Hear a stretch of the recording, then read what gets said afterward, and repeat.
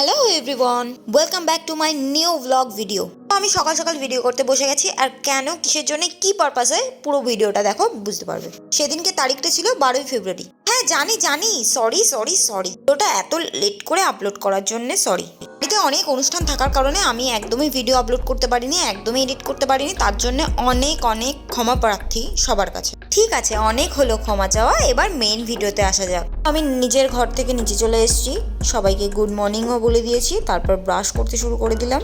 বা তোমরা দেখো এইদিকে প্যান্ডেল হয়েছে, বক্স আনা হয়েছে, তোমরা নিশ্চয়ই গেস করতে পারছো বাড়িতে কিসের অনুষ্ঠান। তারপর আমি আর আমার ননদের বড় মেয়ে একটু আড্ডা মারছিলাম। এইদিকে দেখো আমার ননদ মানে দিদি ভাই আলতা পরতে শুরু করে দিয়েছে। সকাল সকাল স্নান টান করে নিয়ে একটু মেহেন্দি করতে বসে গেছিলাম, কারণ টাইম কাটছিল না, ভাবছিলাম কি করব, তাই মেহেন্দি করতে বসে গেছিলাম। তারপর একটা শাড়ি পরে খেতে চলে আসলাম খাবার টেবিলে। এটা থেকে নিশ্চয়ই তোমরা বুঝেই গেছো যে কিসের অনুষ্ঠান। হ্যাঁ আমি বলে দিচ্ছি, আর সাসপেন্স রাখবো না। আমার মেজো জ্যাঠা শ্বশুরের ছোট ছেলের বিয়ে, মানে সম্পর্কে আমার দেওরই হয়। তারপরে এদিকে কিসব হলুদ কোটা হচ্ছিল, আমি অতটা বুঝি না। তারপরে এদিকে আসলাম পুচকিটাকে শাড়ি পরাতে। এটা হচ্ছে আমার ননদের ছোট মেয়ে। একটু শাড়ি পরতে গিয়ে আমাকে মোটে শাড়ি গুজতেই দিচ্ছিল না, হেসেই পাগল হয়ে যাচ্ছিল। ওর এত সুড়সুড়ি লাগে, ও আমাকে জাস্ট শাড়িটা পরাতেই দিচ্ছিল না, সেই পাগল হয়ে যাচ্ছিল। দেখো তোমরা ও কি করছে।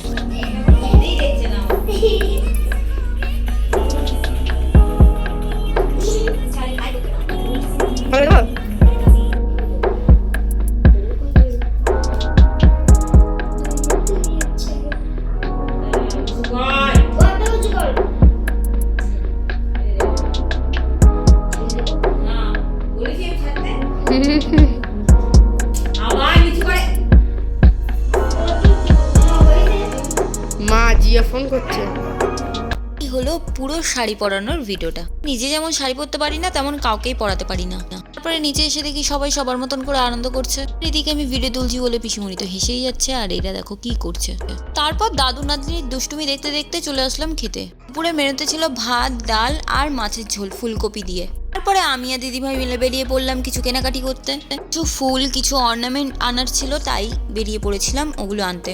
তারপরে আমি এই শীট মাস্কটা মুখে দিয়ে দিদিভাইকে সাজাতে শুরু করে দিলাম। যেহেতু তেমন ভালোভাবে শাড়ি পরাতে পারি না, তাই দিদিভাই আমার কাছে শাড়ি পরেনি, অন্য কারোর কাছ থেকে পরে এসেছিল। পরে আমিও একটু সাজুগুজু করে নিলাম, কারণ বিয়ে বাড়ি বলে কথা। পরে আমার পুরোপুরি সাজগোজ হয়ে গেলে আমি আমার বরকে জিজ্ঞেস করছিলাম যে আমাকে কেমন লাগছে। তো সোজা কথা সোজাভাবে বলতেই পারে না, তাই আমাকে একটু রাগিয়ে দিল। আমি কিছুটা রেগে গেছিলাম। আমরা বেরিয়ে পড়েছিলাম বিয়ে বাড়ির উদ্দেশ্যে। এই যে সবাই বেরোচ্ছে দেখো। হ্যাঁ, একটা গোলাপি ফুলও গুজেছিলাম, এত সুন্দর লাগে আমার ফুল লাগাতে। কোনো বাস বা বড় কোনো গাড়ি করেনি, সেদিনকে ছোট ছোট গাড়ি করেছিল। মেয়েদের বাড়িটা অনেকটা গলির ভিতরে, আর সেই সরু গলিতে কোনো বাস বা বড় গাড়ি ঢুকবে না, তাই এরকম ছোট ছোট গাড়ি করেছিল। এই গাড়িতে আমরা 6 জন উঠেছিলাম, আমি, দিদিভাই, দাদাভাই, আমার বর আর আমার ননদের 2 মেয়ে। পর আমরা প্রায় পৌঁছিয়ে গেছিলাম। রাস্তা খুব খারাপ ছিল বলে একটু লেট হয়ে গেছে। অনেকক্ষণ কষ্ট করার পর বিয়ে বাড়িতে পৌঁছে গেছিলাম। চলো তোমাদেরকে দেখাই ভেতরে কেমন কি ডেকোরেশন হয়েছে।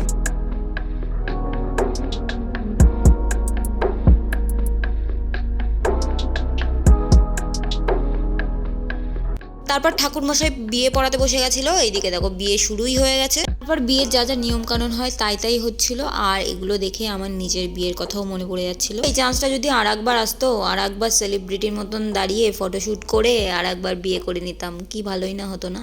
যাই হোক, ন্যাড়া বেলতলায় তো একবারই যায়। বিয়ের এই সময়টা না প্রচন্ড কষ্টের। যখন ওই খইগুলো আগুনের মধ্যে দেবে আর ধোঁয়াগুলো চোখে লাগবে, খুবই কষ্ট হয়। আমার তো খুবই কষ্ট হয়েছিল, একেবারে ধোঁয়াগুলো আমার চোখের মধ্যে এসে আমার চোখ টোক দিয়ে জল বেরিয়ে যাতা অবস্থা। খইদানের একটা ফটো আমার ভালো আসেনি, কারণ পুরোটাই তো চোখ মুখ বুঝেছিলাম। সেদিনকে ওটা দেখে আমি নিজের কষ্টটা ফিল করতে পারছিলাম। আমি আমার বিয়ের গল্প তো করলাম, আর আমি আমার বিয়ের কিছু কিছু ক্লিপস তোমাদের সাথে খুব তাড়াতাড়ি শেয়ার করব। আপাতত এদের বিয়েটা তোমরা এনজয় করো আর দেখতে থাকো ফুল ভিডিওটা।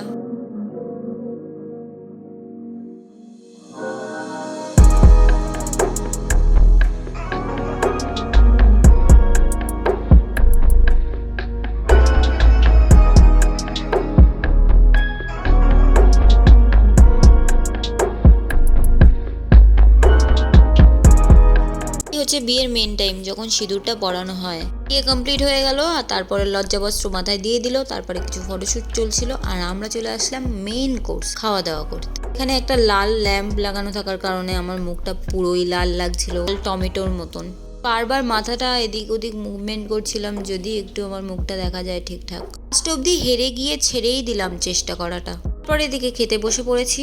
আর ফার্স্টে ডিমের ডেভিল দিয়েছিল, এই দেখো তোমরা মেনু দেখে নিতে পারো। আমি ডিমের ডেভিল খাই না, আমি সাদা ভাত আর পাবদা মাছ দিয়ে প্রথমে ভাত খেয়েছিলাম, তারপরে দিয়েছিল চিংড়ির মালাইকারি, সেটা তো একদম চেটে পুটে খেয়েছিলাম। আর লাস্ট ছিল ফ্রাইড রাইস আর মাটন কষা, যেটা আমি পুরো ভরপুর খেয়েছিলাম। আমরা খাওয়া দাওয়া করে বেশি লেট করিনি, সঙ্গে সঙ্গে বাড়ির দিকে রওনা দিয়েছিলাম, কারণ অনেক লেট হয়ে গেছিলো আর বাড়ি যেতে অনেকক্ষণ লাগবে বলে তাই আর লেট করিনি। সেদিনকে রাত্রে বড় একটা ঘুম দিয়ে সকালবেলা উঠে খাবার খেতে চলে এসেছি সবাই মিলে। বাড়ির কিছু রিচুয়ালস মানতে, মানে হচ্ছে নতুন বউ যখন বাড়িতে আসে মন্দিরে নমস্কার করতে হয়, সেই রিচুয়ালস মানার জন্যে বউ আর বরকে এই মন্দিরে আনা হলো, আর আমরাও এসেছিলাম সেই কারণে। আমার বেলাতে ওই সেম রিচুয়ালসটা পালন করা হয়েছিল, আমিও এসেছিলাম ফার্স্টে এই মন্দিরে পুজো দিয়ে তারপরে ঘরে উঠেছিলাম। এটা হচ্ছে এখানকার অনেক পুরনো মন্দির, যারাই নতুন বিয়ে করে বাড়ি আসে তারা প্রণাম করে তারপরে বাড়ি ঢোকে। মন্দিরের ভিতরে 3-4টে স্থান আছে, একটাতে মা কালী, একটাতে ভোলা মহেশ্বর আছেন, আর একটাতে আছেন বাবা লোকনাথ। এরকম অনেকগুলো ঠাকুর এর মধ্যে আছে, যে কারণে নানান জায়গায় গিয়ে ওরা প্রণামটা করছিল।